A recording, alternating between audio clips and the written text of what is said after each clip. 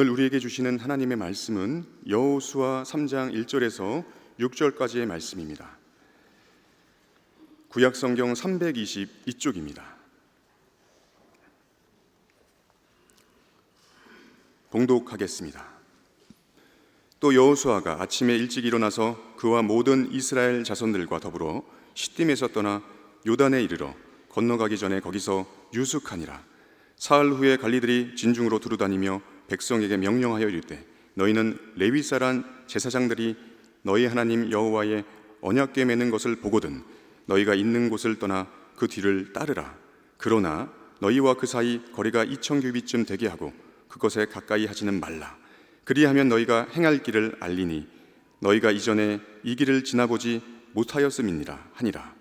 여호수아가 또 백성에게 이르되 너희는 자신을 성결하게 하라. 여호와께서 내일 너희 가운데 기이한 일들을 행하시리라. 여호수아가 또 제사장들에게 말하여 이르되 언약궤를 메고 백성이 앞서 건너라 하매 곧 언약궤를 메고 백성이 앞서 나아가니라. 아멘. 많은 동물들을 보면은 흔히 동물들이 가지고 있는 기소 본능이라고 하는 게 있습니다. 원래 자리로 돌아가는 본능을 가지고 있다 그렇게 말하는데, 우리 한국 사람들은 기소 본능이 가장 발달한 민족이다라고 하는 말을 어떤 분이 하는 것을 제가 본 적이 있습니다.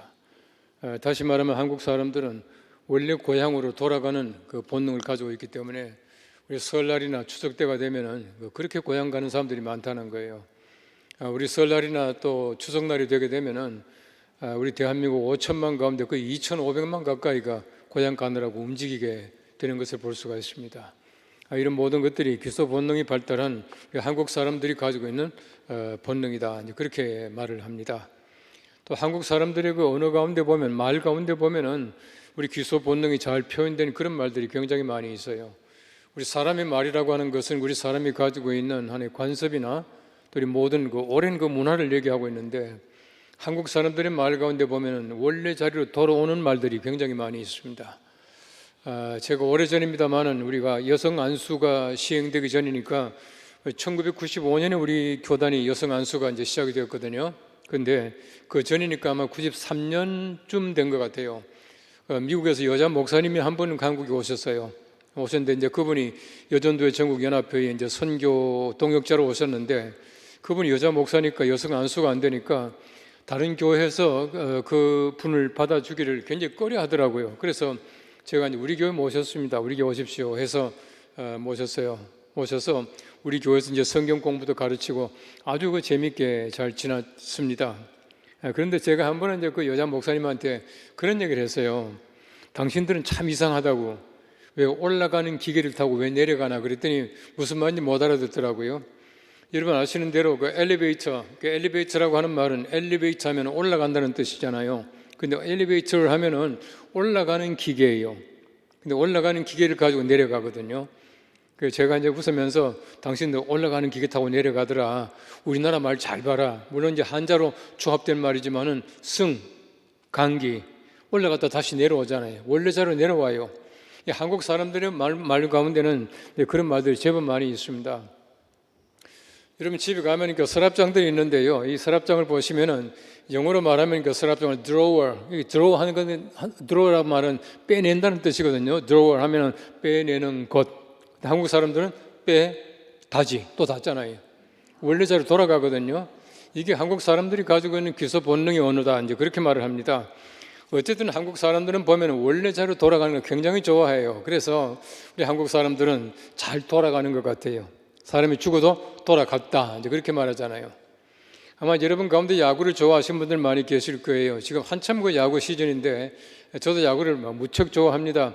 보통 이상으로 이제 좋아해요. 그래서 제가 야구에 관한 책도 한 권 썼습니다. 그 책 이름이 홈런이라는 책인데, 어쨌든 야구라고 하는 것을 보면은 참 재밌는 것이, 저는 늘 얘기하는 것이 우리 기독교인들은 반드시 야구를 좋아해야 합니다. 그런 얘기를 해요. 왜냐하면 야구라고 하는 것은 모든 경기의 규칙이나 또 경기의 용어나 이런 것을 보면은 우리 그리스도인들이 하나님의 나라로 돌아가는 그 과정을 얘기하고 있어요. 야구를 잘 보시면은 야구는 참 재미있는 것이 우리 교회 생활 같아요. 야구는 몇 명이 하죠? 야구는 몇 명이 하죠 하면 대개 분들이 9명이 한다 그렇게 말하는데 이 절반밖에 안 맞는 거예요. 야구는요, 수비는 9사람이 하지만은 공격은 혼자 하잖아요. 그리고 그 야구라고 하는 것은 소위 말하는 단체 게임인 동시에 개인 게임이에요. 개인 게임입니다.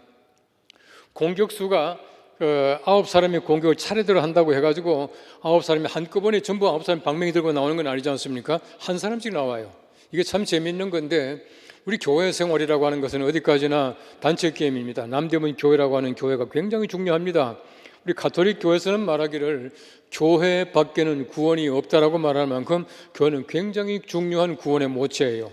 그런데 사실은 제가 이 첫날도 말씀드렸지만은 개인이 굉장히 중요하잖아요. 개인이 중요합니다.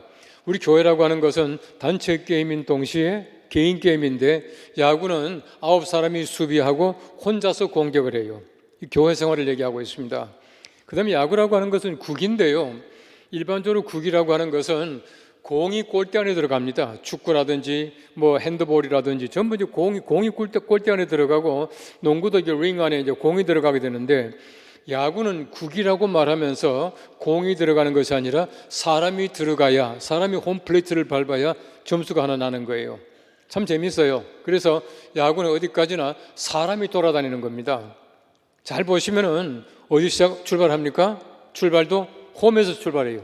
홈플레이트에서 출발했다가 1루, 2루, 3루 갔다가 홈에 들어오는 것이 야구 경기입니다.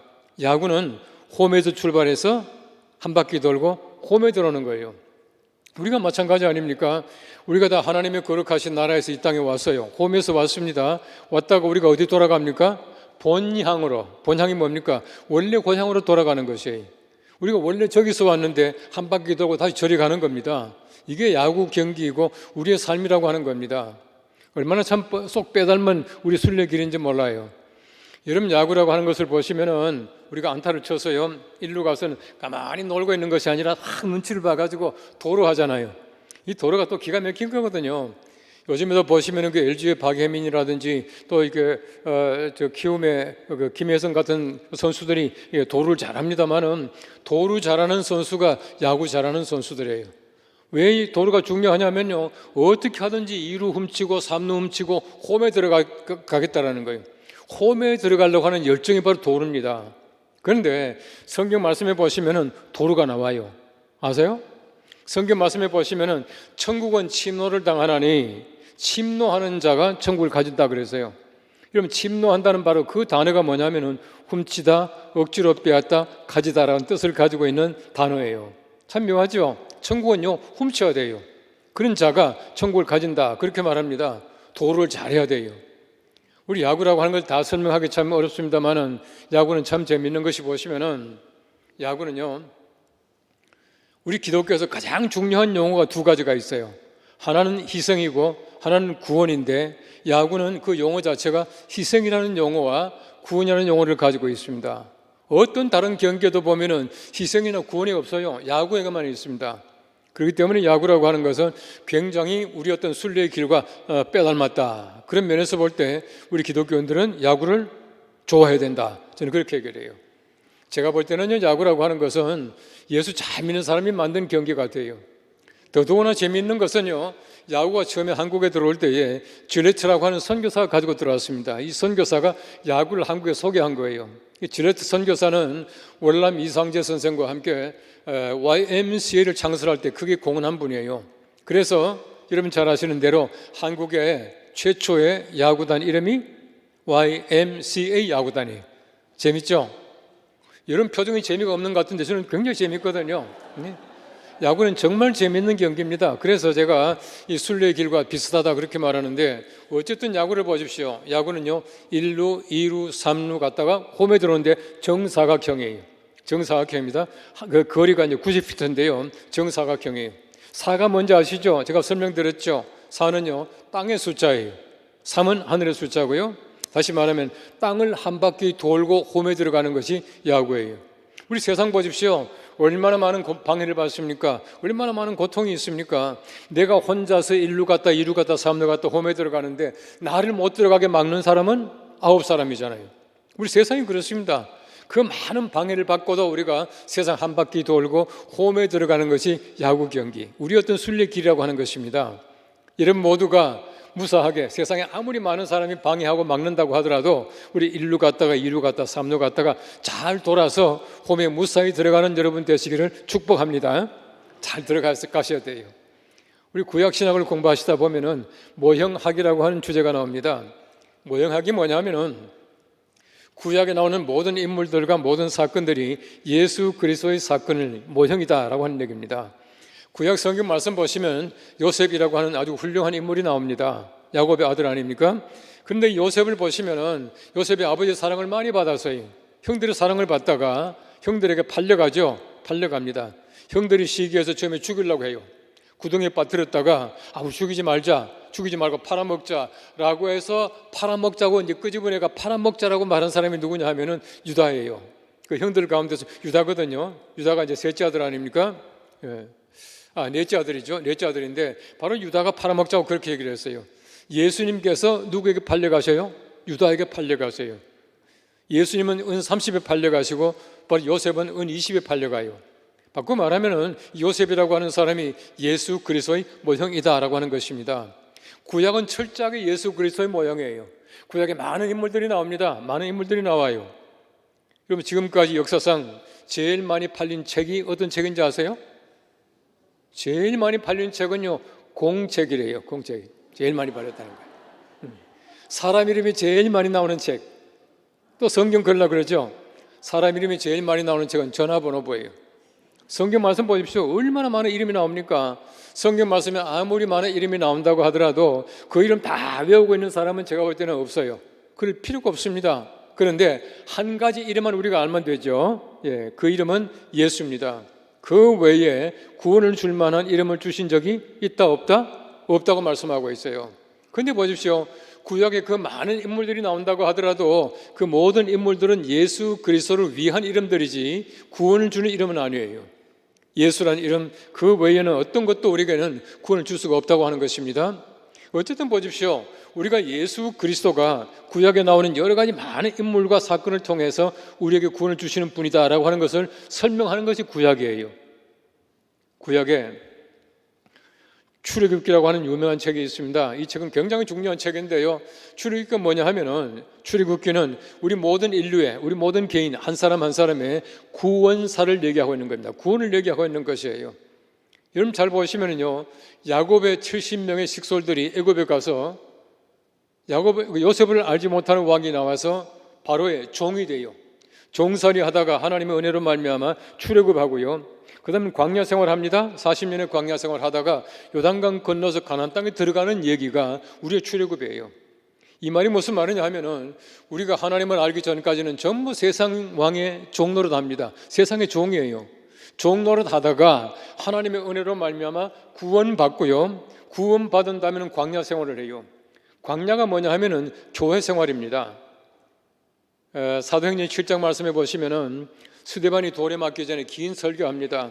그 긴 설교 가운데 보면은 모세에 관한 얘기를 하다가 그가 자기의 조상들과 함께 광야 교회에 있었고 그렇게 말합니다. 7장 36절 말씀에는 참 재밌죠. 광야는 교회예요. 다시 말하면은 광야 같은 교회 생활을 마치고 마지막에 요단강 건너 가나안 땅에 들어가요. 요단강 아시죠? 요단강은 죽음이에요. 요단강 건너가 만나리 하잖아요.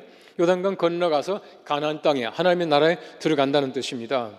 자, 근데 보시면은 이 광야 생활 속에 보십시오. 40년의 긴 광야 생활 속인데요. 우리가 교회 생활이 뭐냐 하면은 구원받은 다음에 우리가 세상 떠나기 전까지 요단강 건너가기 전까지 함께 모여서 훈련받는 장소가 교회예요. 그래서 교회는 훈련이다 그렇게 말합니다. 칼빈이 말하기를 교회는 훈련이다 그렇게 말을 했어요. 어쨌든 보십시오. 우리가 이 성경 말씀을 통해서 볼 때에 하나님의 거룩하신 나라에 들어가는 긴 그 여정이 나오는데 오늘 여호수아 3장 말씀에는 보시면은 하나님의 나라에 직접 들어가는 가나안 땅에 들어가는 바로 그 장면을 얘기하고 있어요. 그 장면을 어떻게 얘기합니까? 여호수아가 말하기를 너희 가운데서 제사장이 법궤를 메고 앞장서 가거든 너희들은 2000귀 떨어져 있어라. 그리고 뒤에서 따라 들어가라. 그렇게 말을 하고 있습니다. 이 말이 무슨 말이겠습니까? 이 말은 첫째는 굉장히 중요한 말인데 절대로 하나님의 언약궤를 앞서지 말라는 얘기예요. 언약궤를 앞서지 말라는 얘기입니다. 언약궤가 무엇입니까? 언약궤라고 하는 것은 하나님의 굉장히 중요한 법궤입니다. 이 궤 속에는 세 가지가 들어있습니다. 두 돌비와 또 만나와 또 아론의 쌍난 지팡이, 이 세 가지가 들어있는 것이, 이 세 가지가 다가 하나님의 말씀의 상징입니다. 바꾸어 말하면 우리가 아무리 급하지만은 하나님 말씀 앞서지 말라는 얘기입니다. 하나님 말씀을 잘 따라가라, 그렇게 말하고 있어요. 특별히 오늘 성경 말씀에 보시면은 2000규빗 떨어져라, 그렇게 말하죠. 이 제사장들과 2000규빗, 얼마나 먼 거리입니까? 2000규빗 같으면은 약 1km예요. 아주 까마득합니다. 멀리 떨어져 있다가 그 다음에는 그를 뒤따라 들어가라, 그렇게 말씀하고 있어요. 여러분 한번 상상해 보십시오. 그들이요 얼마나 가나안 땅을 마음속에 갈망이 있겠습니까? 얼마나 먼저 들어가고 싶겠습니까? 서로 먼저 들어가려고 그럴 거예요. 아무리 빨리 들어가려고 하더라도 절대 하나님의 말씀 앞장서면 안 된다는 얘기예요. 우리가 세상 살아가면서 하나님의 거룩하신 나라 갈 때에 절대로 하나님 말씀을 앞서지 말라는 겁니다. 하나님 말씀을 잘 따라가야 우리가 순리의 길에 무사하고 하나님의 거룩하신 나라에 들어갈 수 있다라고 하는 사실을 가르치고 있는 것이에요. 여러분 그들이 보십시오. 40년의 광야 생활 속에서 아마 그들이 말이죠 꿈 같은 그 곳이 가나안 땅 아닙니까? 출애굽의 목적지는 광야가 아니라 가나안 땅입니다. 서로 먼저 들어가려고 그럴 거예요. 먼저 들어가려고 그러지 말고 뒤따라 들어가라, 그렇게 말씀하고 있는 것이에요. 하나님의 말씀을 잘 따라가야 우리가 무사히 하나님의 거룩하신 나라 들어갈 수 있습니다. 왜 그렇습니까? 하나님의 말씀 가운데 우리가 하나님의 거룩하신 나라가 있기 때문에 그래요. 여러분 성경 말씀을 잘 보시면은 구원받을 때는요, 출애굽할 때는 보면은 순서가 없어요. 출애굽의 순서가 있습니까? 너가 출애굽할 때 줄을 잘 서라, 아빠 뒤 따라 들어가라, 절대 아빠 앞서면 안 된다, 이렇게 말하지 않아요. 여러분 출애굽은요 절대 순서가 없습니다. 아버지가 꼭 먼저 믿을 필요가 없다는 얘기입니다. 아무나 먼저 믿으면 돼요. 출애굽 보십시오. 너가 빨리빨리 먹고 나가라, 그렇게 말합니다. 하나님께서 얼마나 급하셨던지요, 앉지도 말고 서서 먹어라, 그렇게 말할 만큼 빨리빨리 내보내셔요. 이게 구원입니다. 출애굽입니다. 그러나 출애굽한 사람들이 하나님의 거룩하신 나라 들어갈 때는 분명한 순서가 있습니다. 아무나 들어가는 것이 아니에요. 말씀을 뒤따라 들어가야 합니다. 그렇게 들어가야 하나님의 거룩한 나라로 오롯이 들어갈 수 있다, 그렇게 말씀하고 있는 것이에요. 제가 지난번도 말씀드렸지만은 우리 성령 강림의 도구가 말씀 아닙니까? 말씀 보십시오. 얼마나 중요한지 몰라요. 여러분 성경 말씀 보시면 말씀의 가치가 얼마나 귀중하게 나오는지 모릅니다. 우리 레위기 4장 말씀에 보시면 이렇게 말하고 있습니다. 너희 가운데 제사장이, 너희 가운데 온 회중이, 너희 가운데 족장이, 평민의 한 사람이 4번 나와요. 이렇게 말하고 있어요. 그들이 여호와의 계명 중 하나라도 어기게 되면, 고단 보시면 그들은 수 소를 잡을 것이요, 수 양을 잡을 것이요, 수 염소를 잡을 것이요, 이렇게 말하고 있어요. 이런 많은 사람들이 하나님의 말씀 가운데 작은 계명이지만은 하나라도 어기게 되면은 양을 잡으래, 소를 잡으래, 염소를 잡으래. 잡는다는 말이 무슨 말입니까? 잡는다는 말은 죽인다는 말이에요. 왜 죽입니까? 하나님의 말씀을 어기게 되면은 죽을 만큼 잘못했다는 얘기예요. 하나님께서 우리 사람들을 얼마나 아끼시는지 사람 죽이는 대신에 양 죽이게 만드셔요. 소 죽이게 만드셔요. 바꿔 말하면 우리가 하나님의 말씀을 어겼다라고 하는 것은 죽을 만큼 잘못했다는 얘기입니다. 죽을 만큼 잘못한 것이에요. 여러분 최근에 보시면 우리가 하나님의 말씀을 내 마음대로 해석할 때가 얼마나 많은지 몰라요.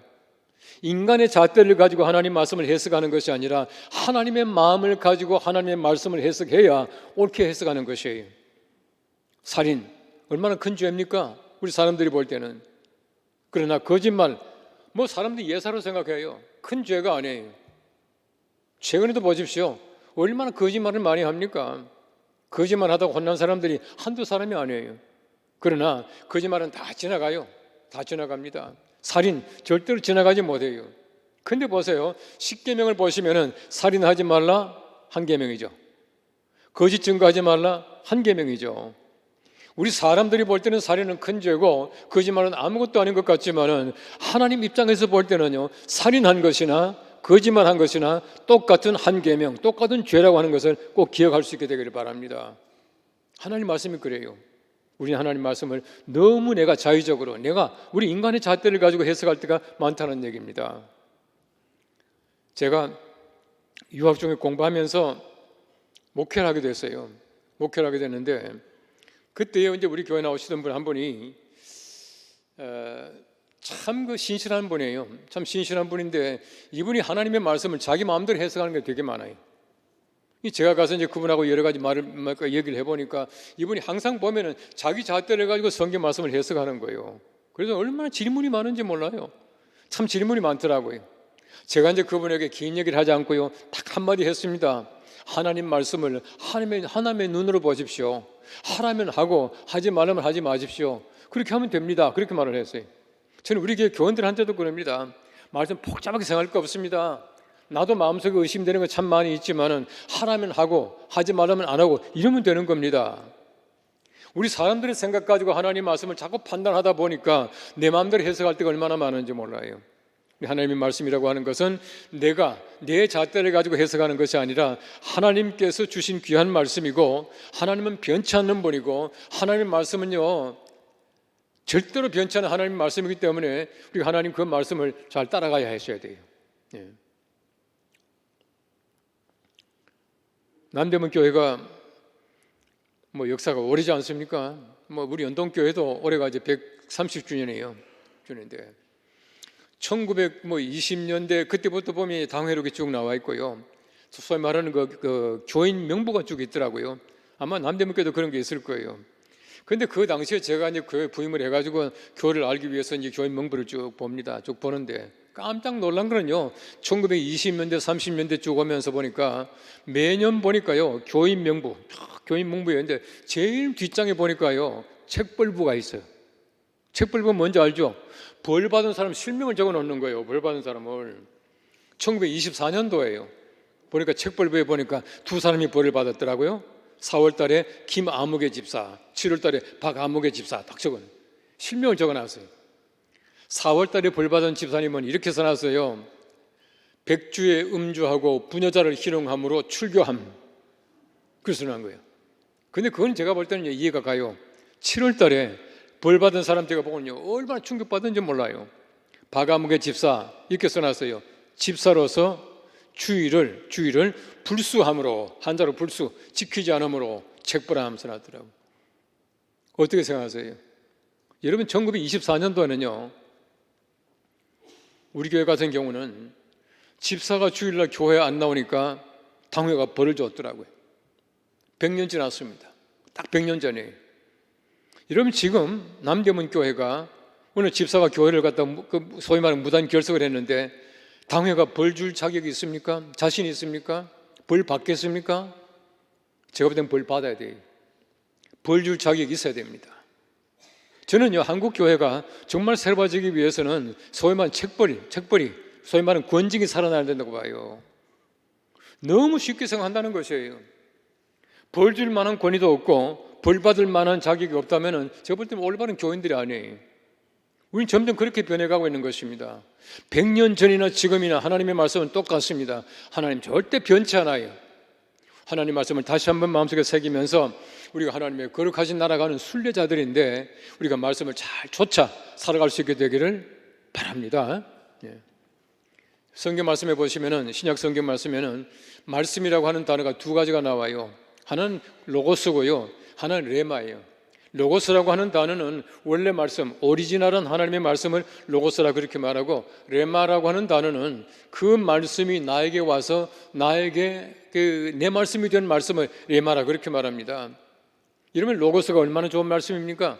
참 좋은 말씀이지만은 아무리 좋은 말씀이라고 하더라도 그 말씀이 내 마음에 와서 감동이 되고 내 말씀이 되지 않으면 아무 소용이 없어요.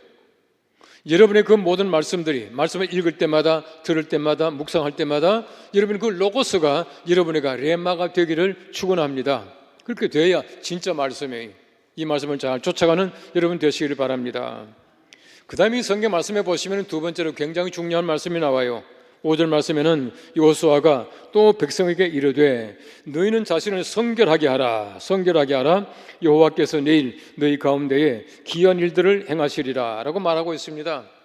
두 번째 순례자들, 거룩한 나라에 들어가는 사람들에게 필요한 것은 스스로 거룩하게 하는, 성결하게 하는 것입니다. 거룩하게 하라고 하는 것을 말씀해 주고 있는 것이에요. 우리 거룩하게 우리 자신을 다듬어서 하나님의 거룩하신 나라에 들어가야 돼요. 우리가 매일같이 거룩을 연습해야 됩니다. 우리가 한 번만 거룩하면 됩니까? 아니거든요. 우리 세례 받았다라고 말하지만은 우리 매일매일 우리가 회개하고요, 매일매일 새로워져야 해요. 이것이야말로 거룩을 연습하는 사람들의 모습이다라고 하는 것입니다. 거룩이 뭐냐 하면은 구약 성경 말씀에는 히브리 말로 카데시라고 하는 말을 씁니다. 카데시라고 하는 말은 잘라내다, cut off, 이 잘라냈다는 뜻이에요. 얼마나 우리 쓸모없는 건 많이 있습니까? 쓸데없는 모든 것들 전부 다를 잘라내야 거룩하게 되는 것이에요. 우리 보십시오. 우리 삶에 보면은, 우리 생각에 보면은, 우리 몸에 보면 여러 가지 많은 거짓된 것들이 많이 있습니다. 옳지 못한 것들이 너무나 많이 있어요. 세속적인 것들 얼마나 많이 있습니까? 이 모든 걸 전부 다 잘라내야 거룩하게 되는 것이에요. 우리 신약 성경 말씀이 말하고 있는 거룩이라고 하는 단어는 하기오스라고 하는 단어인데, 이 하기오스라고 하는 단어는 구별되다, separate, 이 구별되는 뜻이에요. 여러분, 하나님의 사람들은 뭔지 모르게 세상 사람들과 구별되어야 돼요. 달라야 해요. 교회는요, 사람들이 모이는 곳이지만은 세상의 어떤 곳과도 달라야 합니다. 바로 그것이 교회, 거룩한 모습이라고 하는 것입니다. 바로 그렇게 될 때 우리는 거룩한 모습으로 하나님의 거룩하신 나라로 나아갈 수 있게 되는 것이에요. 우리가 성경 말씀을 보시면은 잘 이해되지 않은 부분들이 참 많이 있습니다. 하나님께서 모세를 불러서요, 애굽에 가게 만드십니다. 모세가 자기 아들 게르솜을 데리고 자기 아내 시보라와 함께 이제는 애굽을 갑니다. 가는데 성경 말씀에 보시면은요, 앞뒤가 없어요. 아무 해석이 없이 성경 말씀에 말하기를 여호와께서 길에서 모세를 만나셔서 죽이려고 하셨다, 이렇게 말하고.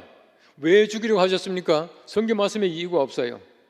그런데 성경 말씀 보시면은 그 모세의 아내 시보라가 굉장히 지혜로운 사람이에요. 자기 아들 게르솜을 데려다가 양피를 뺐다. 다시 말하면 할례를 받겠다는 뜻이거든요. 할례를 받기 위해서 바로 그 표피를 던지면서 이는 내 피난편이다 라고 말하니까 여호와께서 그를 살려주셨다, 그렇게 말하고 있습니다.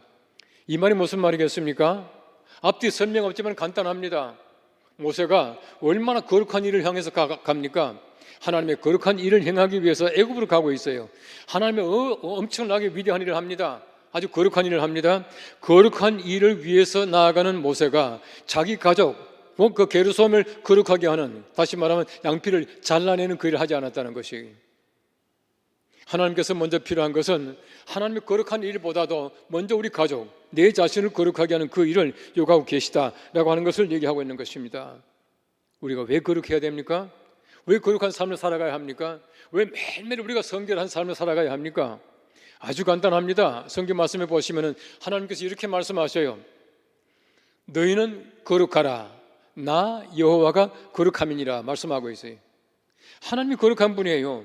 만일 하나님이 거룩한 분 아니라면은 우린 절대로 거룩할 필요가 없어요.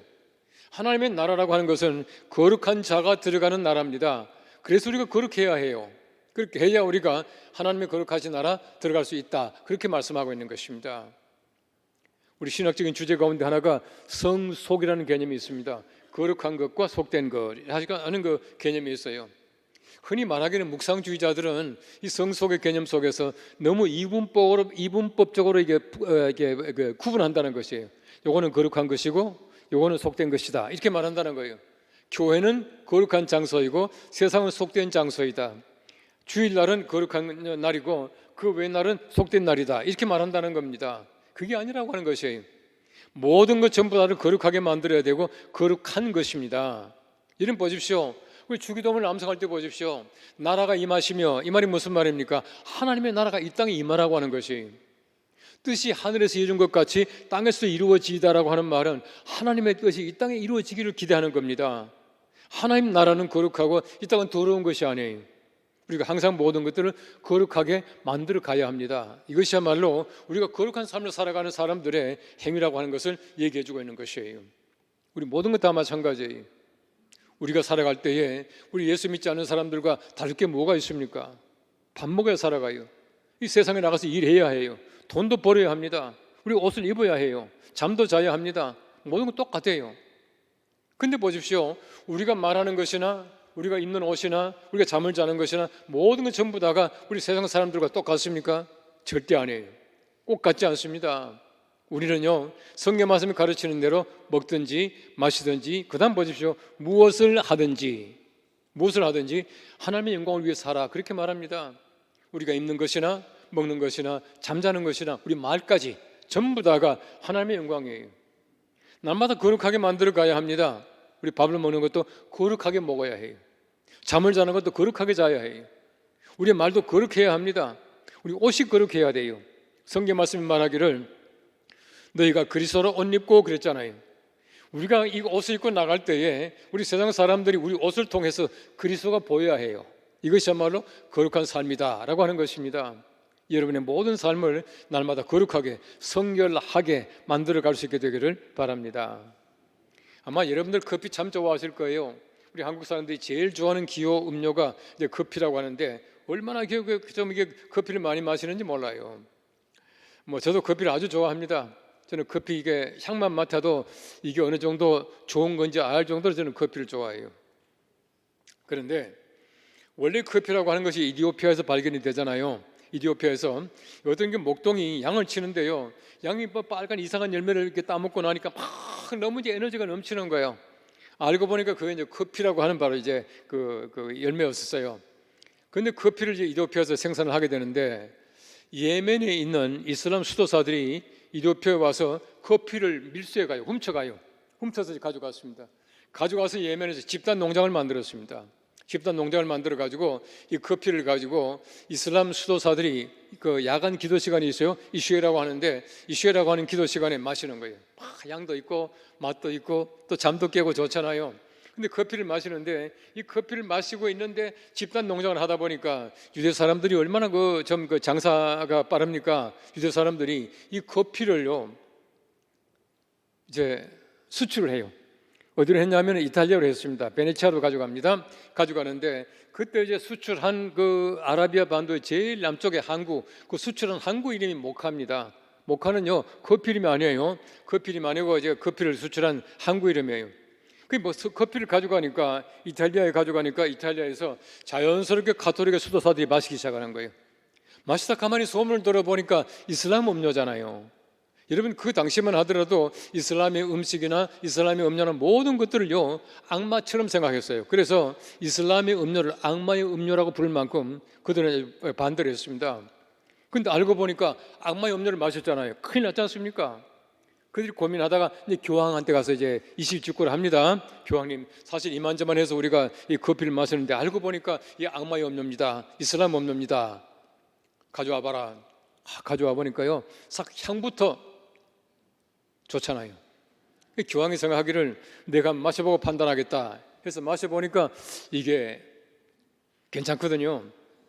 그러니까 이제 교황이 명령을 했습니다. 커피를 다 가져와라. 다 가져와서 이만큼 쌓아놓고요 교황이 직접 집전을 해서 커피에다가 세례를 베풉니다. 세례를 베풀어 가지고 세례를 다 베풀고 나서 이제 교황이 선포를 합니다. 뭐라고 선포하냐면은 이제부터는 거룩한 음료가 되었으니 마셔도 된다. 허락을 했어요. 바로 그 교황이 누구냐면은 클레멘트 8세라고 하는 교황이에요. 이건 야사가 아닙니다. 정사입니다. 그때가 1600년이에요. 그래서 지금까지 역사상요 모든 식음료 가운데서 유일하게 세례받은 것이 바로 커피예요. 커피는 가장 거룩한 음료입니다. 그래서 제가 열심히 마시잖아요. 거룩한 음료니까. 다시 말하면 우리가 모든 것을 거룩하게 만들었다는 얘기입니다. 참 재미있는 거는요 여기 피아노도 있고요 마이크도 있고 여러 가지 많은 기재도 있습니다. 여기 드럼도 있고 많은 것이 있는데 이 모든 것 전부 다가 세례받은 것들이에요. 다시 말하면 이런 피아노는요 학교가도 있고요 미안하지만은 죄송하지만 이게 술집가도 있을 수가 있어요. 그러나 전혀 다르지 않습니까? 이 피아노는 하나님께 예배하기 위해서 사용되는 물건이에요. 거룩한 물건입니다. 그래서 신학적으로는요 우리가 이게 피아노 가게에서 피아노를 사가지고 와서 이제 교회에다 봉헌을 합니다. 이 봉헌하는 그 순간을 베프티즘이라고 그럽니다. 베프티즘 뭐죠? 세례받았다는 얘기입니다. 이런 피아노가 세례받은 거예요. 여러분이 앉아있는 이 자리가 전부 세례받은 겁니다. 이 모든 것 전부 세례받은 것이 거룩하게 만들었다는 얘기입니다. 여러분들의 모든 삶을 날마다 세례를 주셔야 돼요. 여러분의 말에 세례를 베풀고요 여러분의 옷에 세례를 베풀고요 여러분의 밥에다가 세례를 베풀고요 여러분 커피에 세례를 베풀고 모든 것들을 거룩하게 만들어 갈 때에 하나님께서 기뻐하시는 귀한 순례의 길을 무사히 갈 수가 있을 줄 압니다. 우리가 다 하나님의 거룩하신 나라에서 와서 이 땅에서 세상 한 바퀴 도는 사람들이 언젠가는 우리가 다시금 홈에 들어가게 될 것입니다. 홈에 들어가기 전까지 항상 우리가 하나님의 말씀을 잘 뒤따라가고 날마다 우리 모든 삶 속에서 성결하게 하는 삶, 거룩하게 하는 삶을 살아서 무사히 한 사람도 나고 없이 본향으로 다 돌아갈 수 있는, 주님의 나라로 들어갈 수 있는 귀한 성도들 될 수 있기를 축원합니다. 기도하겠습니다. 우리 하나님 감사합니다. 우리 모두가 하나님의 거룩하신 나라에서 이 땅에 와서 우리 세상 한 바퀴 돌고 본향으로 돌아가는 사람들인데, 우리가 하나님의 말씀을 잘 뒤따라가고 또 우리가 하나님의 거룩하신 그 모습을 닮아서 매일매일 우리 삶을 거룩하게 함으로 말미암아 한 사람 나고 없이 하나님의 거룩하신 나라 본향으로 돌아갈 수 있는 귀한 성도가 되게 하여 주시옵소서. 예수님의 이름으로 기도합나이다.